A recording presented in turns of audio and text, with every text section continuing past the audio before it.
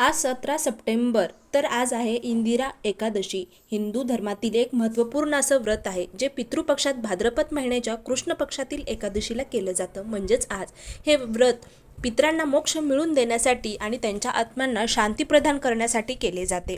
भगवान विष्णूची पूजा करून उपवास देखील या दिवशी केला जातो, ज्यामुळे व्यक्तीला पाप मुक्ती आणि सांसारिक सुख मिळते। तसे तर प्रत्येक महिन्यात शुक्ल आणि कृष्ण पक्षात येणाऱ्या एकादशीचे विशेष असं महत्त्व असतं, पण इंदिरा एकादशीचे व्रत केल्यामुळे सर्व व्यक्तीचे सर्व पाप नष्ट होतात आणि पितरांना मोक्ष प्राप्ती मिळते। तर या दिवशी संध्याकाळी आपल्याला भगवान विष्णू आणि माता लक्ष्मीची पूजा करून आपल्याला एका मंत्राचा जप करायचा आहे। तर तो कोणता मंत्र आहे? खूप प्रभावशाली असा तो मंत्र आहे।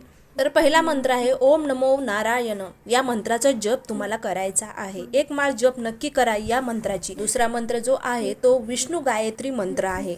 हा मंत्र खूप प्रभावीशाली आणि भगवान विष्णूचा प्रिय आहे। आणि तिसरा मंत्र जो आहे ओम नमो भागवते वासुदेवाय।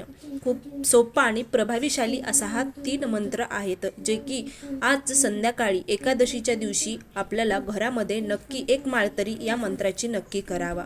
श्री स्वामी समर्थ। जय जय स्वामी समर्थ।